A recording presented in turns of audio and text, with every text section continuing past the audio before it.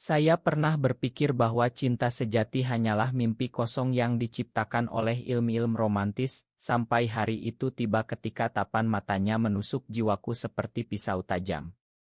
Di tengah hiruk-pikuk pasar malam di Denpasar, Bali, aku, seorang pemuda biasa bernama Arya, bertemu dengan dia, Raka, pria yang membuat hatiku berdegup kencang untuk pertama kalinya. Aku tidak pernah membayangkan bahwa pertemuan itu akan membawa badai emosi yang menghancurkan segala keyakinanku tentang diri sendiri. Hari itu aku sedang membantu ayahku menjaga warung kecil kami, menjual kain batik dan souvenir khas Bali.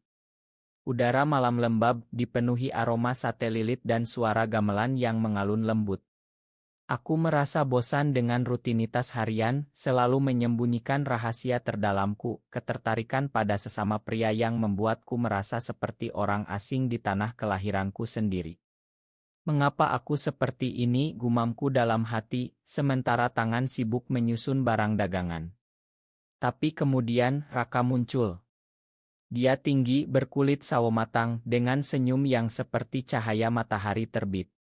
Dia bertanya tentang sebuah kain tenun, suaranya lembut tapi tegas, membuatku tergagap.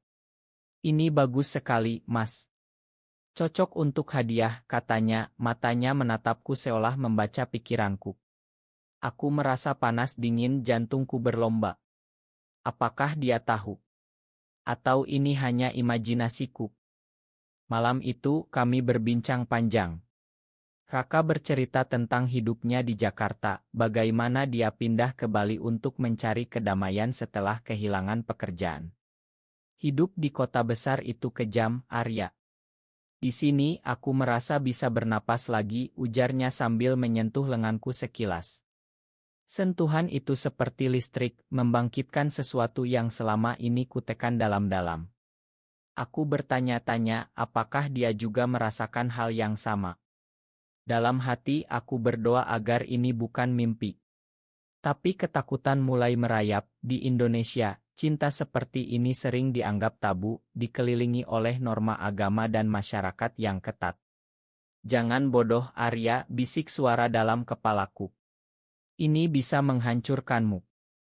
Keesokan harinya, Raka datang lagi ke warung. Kali ini dia mengajakku jalan-jalan ke Pantai Sanur. Aku ragu, tapi akhirnya setuju. Di sana, di bawah sinar matahari pagi yang hangat, kami berjalan bersebelahan. Ombak bergulung lembut, tapi hatiku bergolak.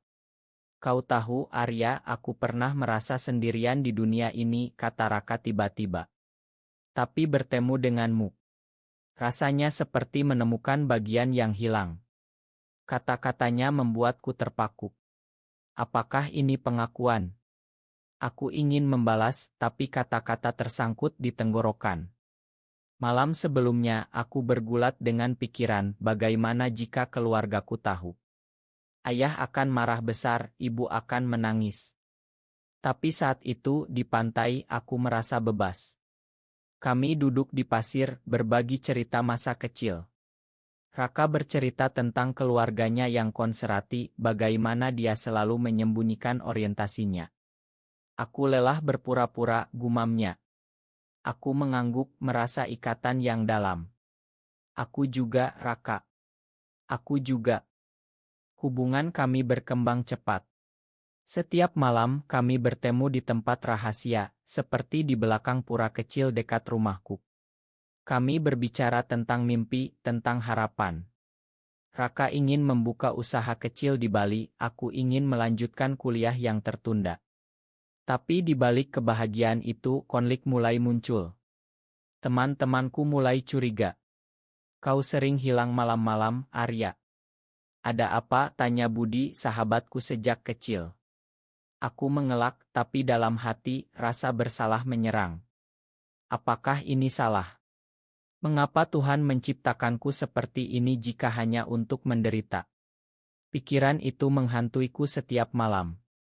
Raka juga merasakan hal yang sama.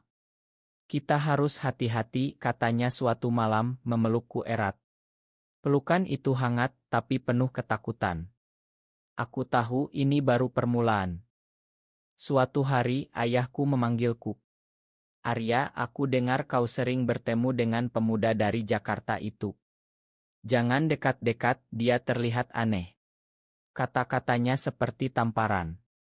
Aku ingin membela, tapi tak bisa. Malam itu aku bertemu Raka dan menceritakan semuanya. Kita harus kuat, katanya, matanya berkaca-kaca.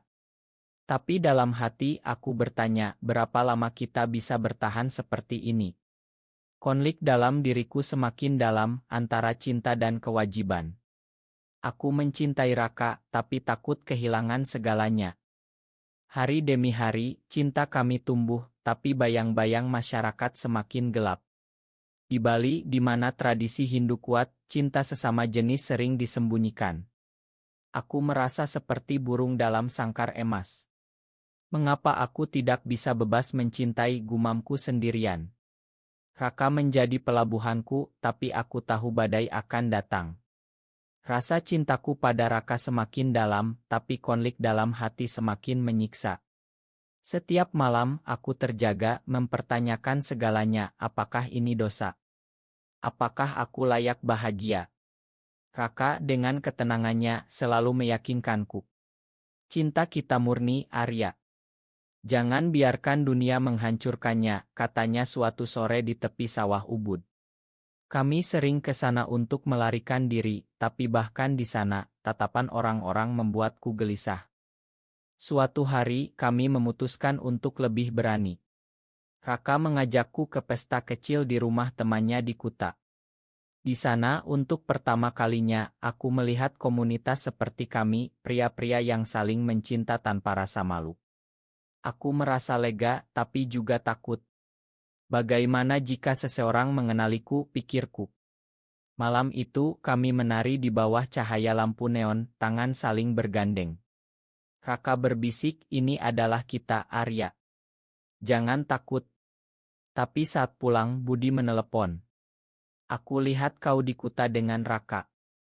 Apa yang kau lakukan? Suaranya penuh kecurigaan.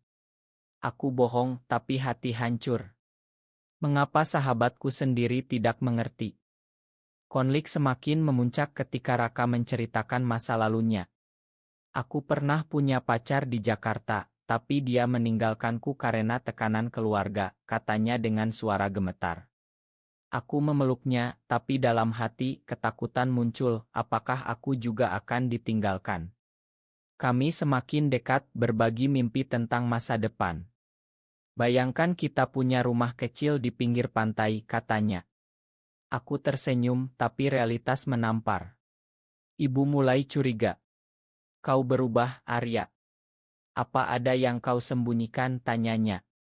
Aku ingin menangis, tapi menahan. Tidak, Bu. Semuanya baik-baik saja. Tapi bohong itu menyiksa. Suatu malam, kami bertengkar pertama kali. Raka ingin kami terbuka pada keluarga, aku takut. Kau pengecut, Arya, bentaknya. Aku marah, kau tak mengerti betapa sulitnya di sini. Kami berpisah dengan air mata.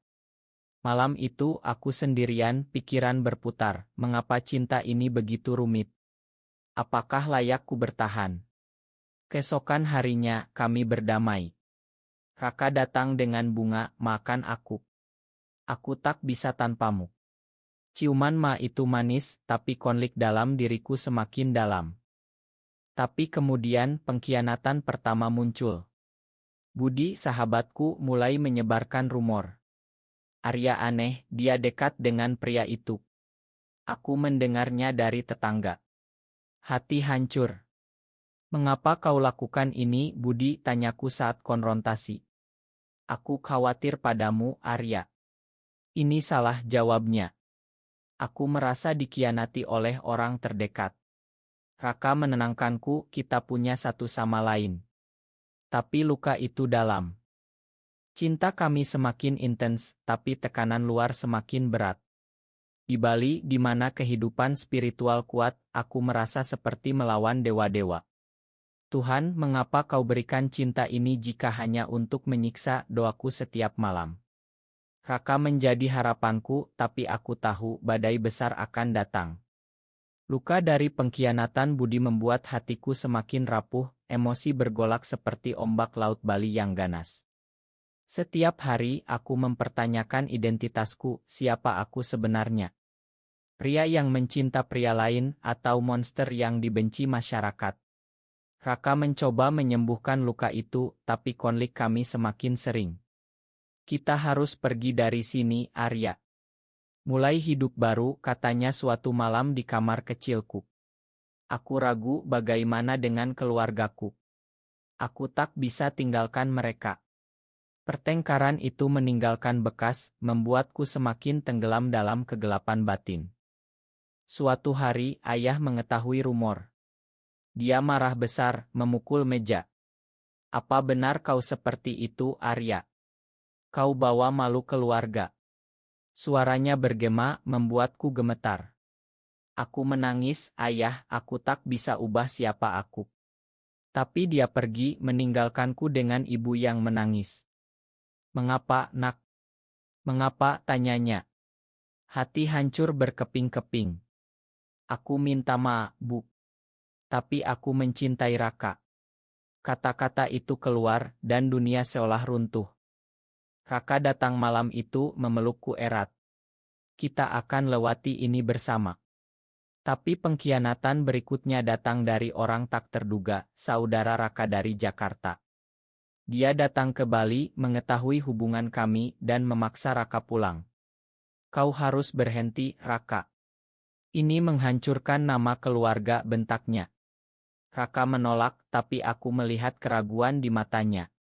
Apakah dia akan tinggalkanku, pikirku, emosi memuncak.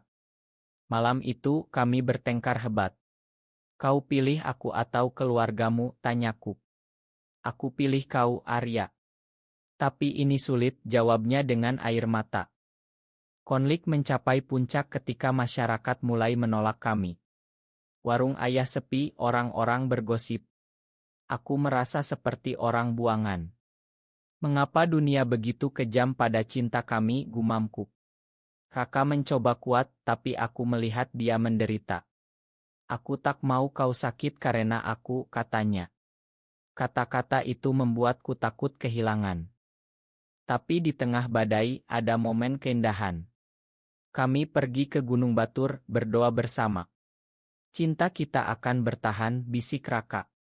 Aku percaya, tapi luka semakin dalam. Emosi membuncah, membuatku semakin rapuh. Emosi yang membuncah membuatku hampir gila, setiap detik seperti penyiksaan batin yang tak berujung.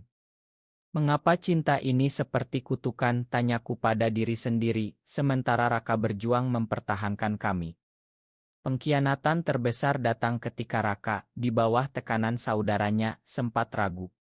Mungkin kita harus pisah sementara, katanya suatu malam. Kata-kata itu seperti pisau menusuk hati. Aku menangis, kau khianati aku, Raka. Dia menyesal, tapi luka itu permanen.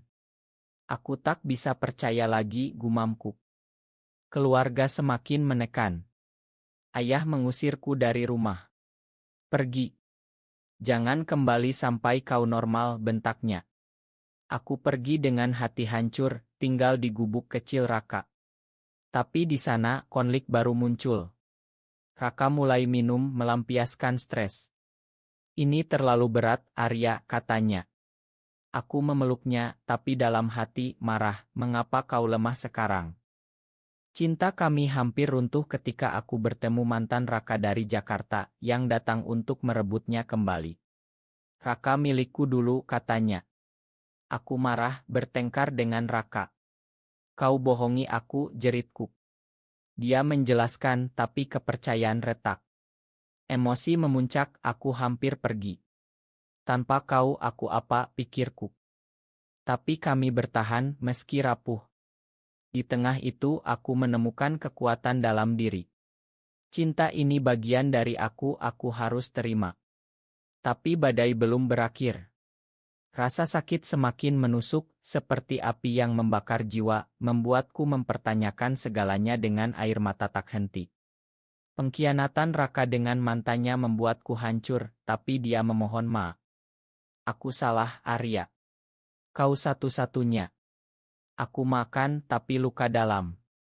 Konflik masyarakat mencapai klimaks ketika kami dihadang sekelompok pemuda konservatif. Pergi dari Bali. Kalian najis, teriak mereka. Kami lari, tapi trauma itu dalam. Keluargaku memaksa aku menikah dengan gadis tetangga. Ini untuk kebaikanmu, kata ayah. Aku menolak, aku tak bisa bohongi diri. Pertengkaran itu membuat ibu sakit. Rasa bersalah menyiksa, aku penyebab semuanya. Raka dan aku hampir putus, tapi cinta membawa kami kembali. Kita lawan bersama, katanya. Emosi membeludak, air mata mengalir. Aku merasa seperti di ujung jurang.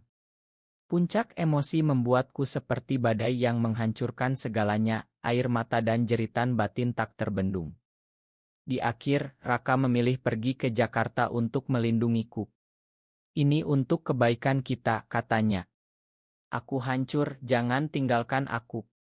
Tapi dia pergi, meninggalkan surat, cinta kita abadi, tapi dunia belum siap. Aku belajar menerima diri, berdamai dengan keluarga. Ayah akhirnya memahami, makan ayah, nak. Aku hidup sendirian, tapi dengan harapan. Cinta Raka mengajarkanku kekuatan hati. Di Bali, aku menemukan kedamaian, tahu bahwa cinta sejati tak pernah hilang. Ini kisah kami, penuh luka tapi manusiawi.